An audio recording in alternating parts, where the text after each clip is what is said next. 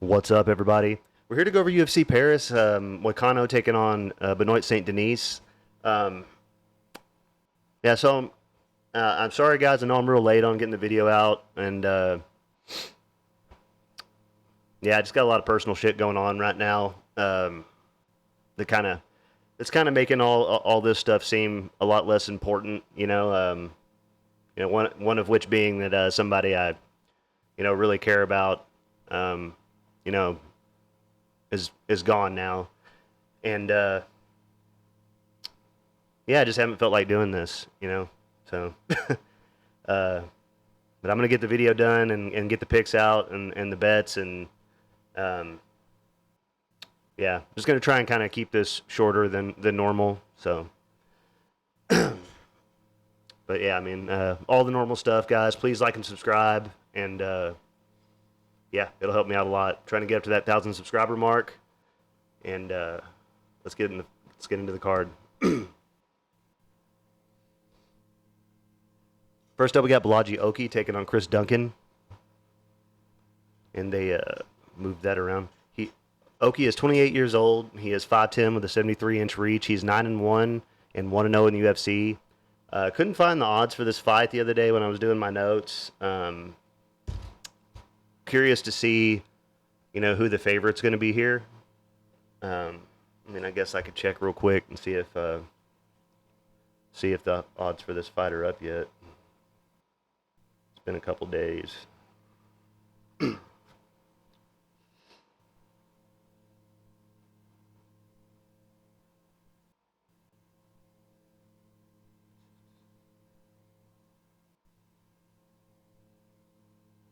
Okay, so Oki is a minus 205 favorite. I find that crazy. And Chris Duncan is plus 175 underdog. Oki has 5 wins by knockout, 1 win by submission. A lot of people are going with him here, man, and I'm not so sure, honestly. I feel like this is a close fight that could go either way. Oki hasn't fought anybody good. His debut win was over a guy who was fighting up a weight class that hasn't won a fight in the UFC yet, and it was a split decision on top of that, so not really all that impressive. He's going to have a 1.5-inch reach advantage. He has good striking, big power. He does have better. Does he have better striking than Duncan? I'm not really so sure, man. We don't honestly know how good Oki's takedown defense is either because he hasn't really fought anybody good yet. But he has never been finished. He's a real tough guy. He shows a lot of promise, and this is going to be an exciting fight either way. So he's taking on Chris Duncan. He is 31 years old. He's 5'10" with a 71.5-inch reach. He's 11-2 and 2-1 in the UFC, and like I said, a plus 175 underdog. 7 wins by knockout, 1 win by submission. He has the better wins. He's fought the tougher competition. He may even be the more well-rounded guy out of these two. And he has big power as well, good cardio, pushes a tough pace, possible speed advantage on the feet here. And I think a lot of people are counting him out because he lost to Torres. But Torres is a really tough guy that's been finishing, up until his last fight last weekend. He's been finishing everybody, so, it happens. And where was I at? I think Torres would probably. Well, I don't know. I don't know after his last fight. I don't know if he would beat Oki after his last fight, but I think I know a lot more of what I'm getting with Duncan here than I do Oki. So I'm going to be going with Duncan to win this fight. I'm going to go with him to win this fight by decision.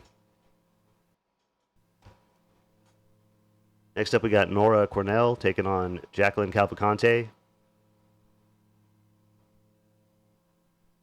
Nora is 34 years old. She is 5'7" with a 67-inch reach. She is 8-1 and 2-0 in the UFC. The plus 165 underdog. And I find this line to be really crazy. I know how dangerous Nora is, and even though I know how dangerous she is, I picked against her twice, man, and she's more than proved me wrong. And at least, she has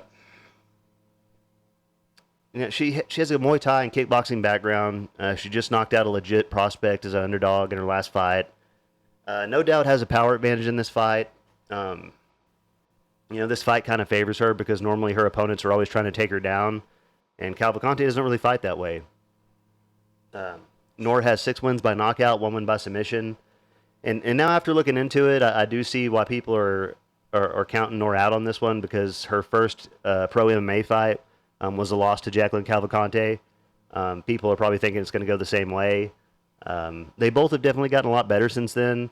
Nora can't let Cavalcante fight her type of fight, which is like clean striking from the outside at range. I think Nora will look to get a lot of work done in the clinch, and I could see a scenario where Nora steals the rounds by landing the bigger shots and doing more damage. But it's also completely possible that Cavalcante does what she does and uses her range and points away a decision.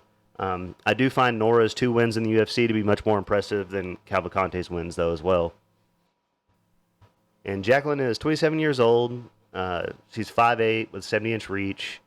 She is 7-1 and 2-0 in the UFC, and minus 190 favorite. 3 wins by knockout, no wins by submission. Not a big finisher. She does have good technical striking. She's good at using her reach, uses her jab very well. Good footwork. She'll have a 3-inch reach advantage. And while she looked good last time out, somehow it was closer than it should have been, but didn't personally agree with it being a split decision. But you can see how her pitter-patter style can kind of work against her with the judges at times because when they see her opponents landing the bigger, more powerful shots, it can sway them in the other direction even though she's winning the fight. This is a tough pick. I do think Nora's a live dog here. Wouldn't blame anyone for going either way on this one. I'm going to go with Nora to win this fight by decision, landing the bigger shots, or possibly by knockout. You never know. And just doing more damage overall. She's really impressed me, since being in the UFC, so I'm going to go with Nora. Next up, we got Daniel Barz taking on Victor Mareno. And Daniel Barz is 35 years old. He's 5'6" with a 66-inch reach. He's 16-6 and 0-1 in the UFC. He's a minus 140 favorite for some reason. This line is crazy, man. Barz hasn't won a fight in the UFC. He did have a strong start to his last fight, but the holes in his game got exposed for sure. Bad takedown defense isn't good. Doesn't have good submission awareness and defense. I don't think he's going to be able to deal with the awkward style that Moreno brings to the table. Barz has 7 wins by knockout, 6 wins by submission. He's never been knocked out, but was submitted 3 times. He looked great on the regional scene, but has struggled, a little bit with the step up in competition. He does have good striking, big power, very fast, fights very aggressively. Most of his fights on the regional scene, were finishes. But yeah, I really didn't like what I saw of him in his last fight. He's taking on Victor Mareno. He is 33 years old, 5'8" with a 70-inch reach. 12-4 and 2-3 in the UFC. It's a plus 120 underdog. So as I said before, man, there's no way he should have lost his last fight. The judges screwed him. He showed us exactly what we wanted to see. He struggled when he fought Tim Elliott with the wrestling, and he came into the Dos Santos fight and showed how much his wrestling has improved. Got a ton of takedowns, and I thought he dominated the whole fight. He has 2 wins by knockout, 4 wins by submission. He has kind of a karate-type style striking, good side kicks. It's just a really weird style, man. It's really offbeat, creates really weird angles and whatnot, really offbeat. He's kind of hard to hit as well. He's going to be an inch taller and have a 3-inch reach advantage. I like the dog here. I'm going with Altamirano to win by decision.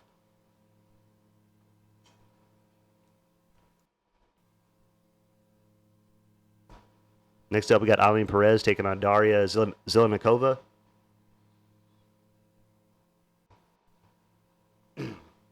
Perez is 29 years old, 5'5" with a 66-inch reach. She is 10-2 and 3-1 in the UFC. She's a minus 230 favorite. 4 wins by knockout, 1 win by submission. The pick on this one is pretty simple, and for simple reasons. Perez has a big advantage in the grappling, I think. Good judo throws and whatnot. And we just saw Daria got out grappled and finished less than 2 years ago by Melissa Mullins, I think it was. And Daria probably does have the better striking, but I think Perez is going to be able to keep the fight on the ground. Win a decision or possibly get a submission here. I've been a lot more impressed with what she's done. Don't even need to go over the other one. And they just added this fight, Taylor Lapas versus Vince Morales. And this is a pretty I mean, easy pick in my opinion too. I didn't even know that they had cut Morales. I thought he was still in the UFC. He just hadn't fought in a while. Looks like he's gone and gotten. Let's look at this. Yeah, I didn't even know the UFC had cut him. He went 3-5 in the UFC the first time. So he lost to Jonathan Martinez by decision, Miles Johns by decision, and then they cut him. Huh. That's not even really like a long losing streak or anything. And then he's gone on and won 5 fights since then. 4 of which or 3 of which by submission and 1 by knockout. I'm going with Lapas on this fight, regardless. Yeah, I don't know what Vince Morales did to piss the UFC off for this to be his first fight back, but yeah, I think Lapas is better all the way around. I don't think Vince Morales wrestling is going to be good enough to keep Lapas down, which is what he would have to do to win this fight. Lapas has the better kickboxing. I'm going to take him to win by decision. Next up, we got Ludovic Klein taking on Roosevelt Roberts.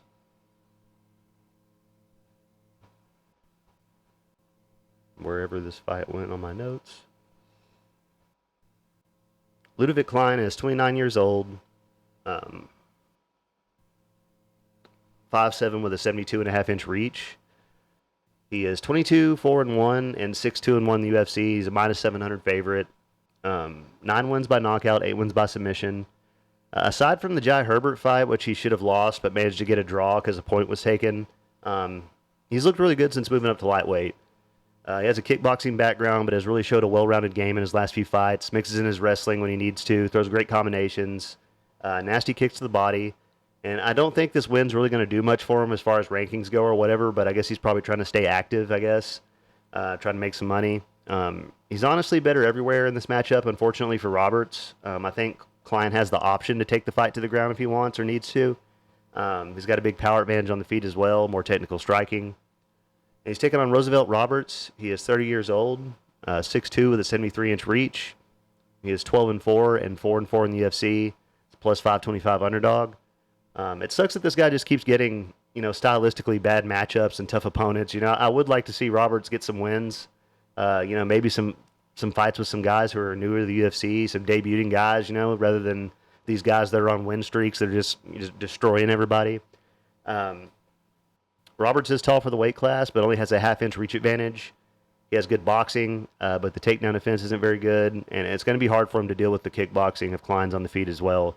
I just don't see a path to victory for Roberts here, honestly. I'm going to take Klein to win by knockout round 2.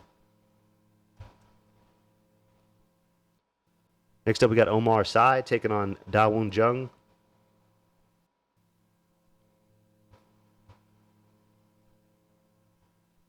And Sy is 28 years old, 6'4" with an 83-inch reach, 10-0 and 1-0 in the UFC, minus 390 favorite. 4 wins by knockout, 4 wins by submission. Showed off a really well-rounded game, good kickboxing, good wrestling. Has he fought any good competition? There's some tough guys in KSW, man. I know it's not the UFC, but there's definitely a lot worse promotions you could be in than KSW, This will be his toughest fight of his career, but he's fighting a guy who's on a 3-fight losing streak, who hasn't looked good in quite a while. He's going to have a 4.5-inch reach advantage. He's fighting at home here, and we just saw Jung got submitted by a kickboxer, Carlos Olberg, in his last fight, so I would say that Sy has that option as well. He's definitely better on the ground than Olberg is, so... and he's probably better everywhere than Jung, so... Dawoon Jung is 30 years old, 6'4", with a 78.5-inch reach, 15-5-1, and 4-3-1 in the UFC, plus 295 underdog. So going back and looking at his UFC record, his only impressive win was over Kennedy and Nchekwu, and Kennedy just lost to OSP, so maybe he's not all that good either. He has fought the tougher competition, probably has the better wins overall, the UFC experience as well, but that's really the only thing he has going for him in this fight. I think he's outmatched everywhere. I think he's going to get finished one way or another. I'm going to take Sy to win by knockout round 2. Next up, we got Ion Cutelaba taking on Ivan Erslan.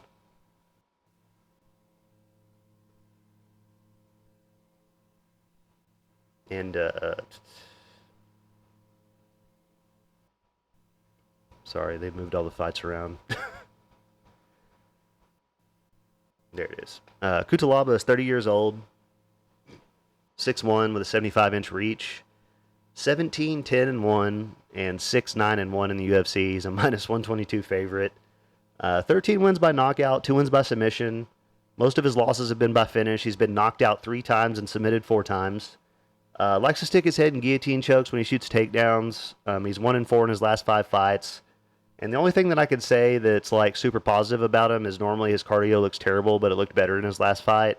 He managed to not get finished. He has a Greco-Roman wrestling background. He would be smart to use that in this fight. He usually fights very aggressively, which can cost him sometimes, like when he went out and ran into ankleitis punches and got knocked out twice in a row. This is a big step down in competition for him compared to who he's been fighting, at least. He's fought the tougher competition. He has the better wins. But it's hard to be confident picking him after seeing him get finished so many times, He's taking on Ivan Urslan. He is 32 years old, 6'3", with a 74, basically 75-inch reach. So they have the same reach pretty much. He is 14-3, and this is going to be his UFC debut. Slight underdog, barely underdog, plus 102. And I'm guessing that he beat a guy last time out that he wasn't supposed to. The 10-1 guy that he knocked out in his last fight. I think the UFC was looking to sign that guy, and they signed Ivan instead because he won the fight by knockout. He has 10 wins by knockout, 1 win by submission. If he can keep the fight on the feet, he'll probably knock out Cutelaba. Most of his wins have been first-round knockouts, so is the cardio good? It's a worry, but he has won 3 fights by decision, so maybe the cardio is decent. He's the number 1 light heavyweight coming out of Croatia, and I think he has the better, more technical striking. I'm not super confident in this pick, but I'm going to take Ivan to win this fight by knockout. Let's go round 2. Let's say that Cutelaba gasses himself out in the first round and gets knocked out in the second round. I love picking against Cutelaba. Next up, we got Perez taking on Matt Frivola.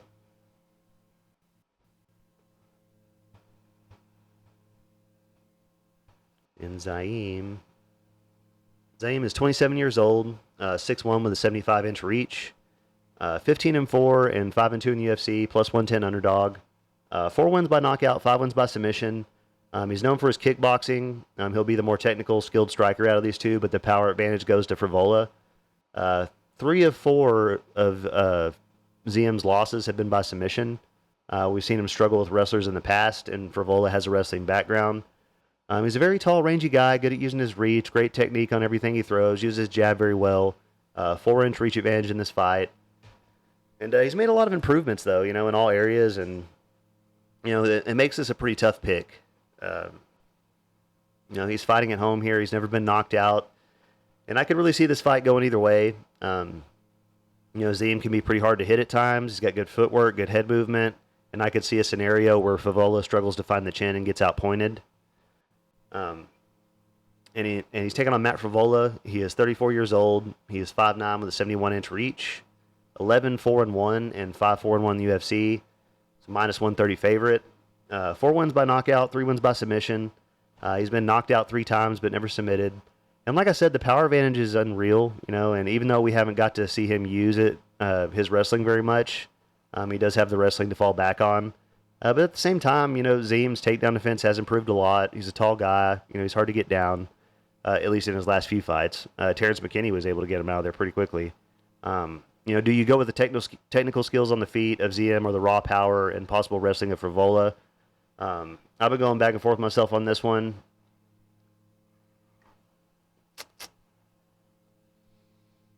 I guess I'm going to go with Frivola for now. I'm still going to be going back and forth on this one probably. We'll see where the line ultimately ends up. If I could get Frivola for plus money, I would really like that. That would make some money on this fight worth it. But I could also see ZM winning this fight, guys, so he does have the better striking.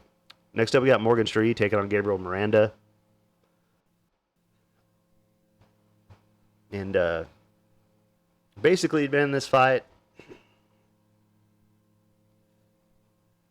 I think Shere's better as long as he can keep this fight on the feet, He's a minus 525 favorite, heavy favorite. I don't think he actually lost his last fight. I think the judges were smoking crack, that day.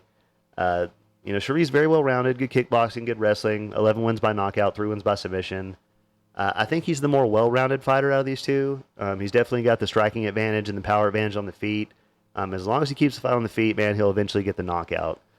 He's never been knocked out. He's only been submitted once. It's a big price to pay, but I understand why. And Miranda, he's got, let's see, 16 wins by submission and 1 win by knockout. He's a plus 400 underdog. He's finished all of his fights, which is impressive. That many submissions is impressive, but I don't think outside of fighting Benoit St Denis, I don't think he's fought anybody this good before. Obviously, if he wins this fight, it'll be by submission, but I'm going to go with Morgan Shere to win by knockout round 2.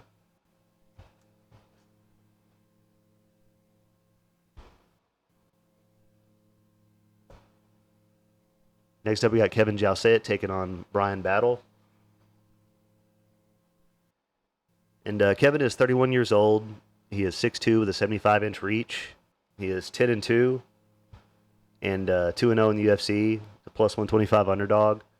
This is a tough pick, man. I've had money on Kevin in his last 2 fights. Kickboxing background, he showed a well-rounded game. But it's possible that he may have to resort to wrestling in this fight to get the win. And, the only weakness that Battle has really showed in the UFC, was his takedown defense at one point against Fakardinov. Kevin does stand up really high at times and leave his chin in the air, so that's kind of a scary thing. But, man, I don't know. I like both these guys. I think they're really good. Kevin has 4 wins by knockout, 1 win by submission. Good takedown defense, those nice straight punches. It's hard to go against the city kickboxing guys, He's taking on Brian Battle. He is 30 years old, 6'1", with a 77-inch reach. He is 10-2 and 5-1 in the UFC, minus 135 favorite. I was really impressed with the way he was beating up on Lusa before Lusa took the easy way out of that fight. He has 3 wins by knockout, 5 wins by submission. Never been knocked out, but was submitted once. He's going to have a 2-inch reach advantage, and honestly, he's gotten better and better every time we've seen him. He's more well-rounded, great striking, dangerous kicks to all levels, super fast. Throws great combinations, good at using his reach. And while I think Jousset is a very good fighter, I think I'm going to go with Battle to get the win here.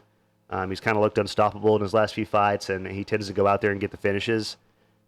It's hard for me to picture, Kevin getting finished in this fight, but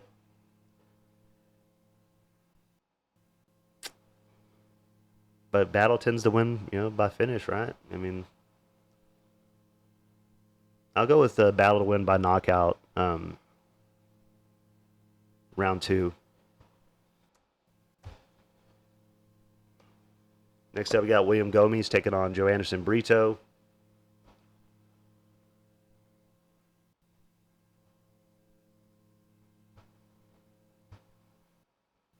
Gomes is 27 years old. He's 6 foot tall with a 73-inch reach. He is 13-2 and 3-0 in UFC. Plus 185 underdog. And this fight and the last fight are, they moved the fights around, so that wouldn't be correct. Let me start over again there. Gomes is a very polished kickboxer, great striking, very fast, throws a wide variety of strikes. He's tall for the weight class, but he's only going to have a 1-inch reach advantage. 7 wins by knockout, 1 win by submission. And we've seen him taken down in the UFC before, and he does have the better technical skills on the feet here, but the power definitely goes to Brito. Gomes has great footwork. He's hard to hit, throws great combinations, but honestly, I don't understand why he's fighting Brito. Brito's done so much in the UFC and is on such an impressive run, and beat the way better competition. So this fight doesn't make sense for me right now. And Brito's 29 years old. He's 5'8" with a 72-inch reach, 17-3-1 and 5-1 in the UFC, minus 220 favorite. And he's got legit one-punch knockout power. He's so strong that guys really have a lot of trouble controlling him. Man, I wish I could talk today. He's hard to control. He's hard to keep down. I think if he gets his hands on Gomes, he can beat him up against the cage and probably take him down. I think this fight could look a lot like Brito's last fight, as well. He's not going to want to stand at range with Gomes at all. Brito's definitely the more well-rounded fighter out of these two. 7 wins by knockout, 8 wins by submission, big advantages on the ground. It could be a scary fight to have money on, but I'm taking Brito to win this fight by submission round 2. Next up, we got the co-main event. Nasruddin Imavov taking on Brendan Allen. Imavov is 28 years old. He's 6'3" with a 75-inch reach. He is 14-4 and 6-2 in UFC. Minus 240 favorite. 6 wins by knockout, 4 wins by submission. Never been knocked out, but was submitted once. He's a sniper, really good kickboxing.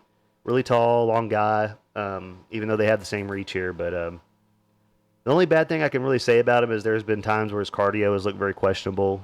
He's been making a lot of improvements. Has a big advantage on the feet here, big power advantage as well. So as long as he can stop the takedowns, I think he's got a good shot at winning this fight. He's definitely fought the tougher competition. He's definitely got the better wins. And he has showed decent wrestling himself, at times. He's taking on Brendan Allen. He's 28 years old, 6'2" with a 75-inch reach. He is 24-5 and 12-2 in the UFC. It's plus 205 underdog. His strongest skill is his grappling, his jiu-jitsu. 5 wins by knockout, 14 wins by submission. He's been on a good run, but honestly, he didn't look very good in his last fight. He really struggled at times with Chris Curtis, and we saw how badly Imavov was beating up Chris Curtis in that fight. So I know it's MMA math, but whatever. Allen will need to get this fight to the ground and keep it there, but I'm not sure he's going to be able to. He shows 47% takedown accuracy, which isn't all that terrible, but he also shows 59% takedown defense himself. So it's not out of the question that Imavov could take him down. If this were a 5-round fight, I think I would like Allen a little bit more here, but I'm going to be going with Imavov to win this fight by TKO round 2.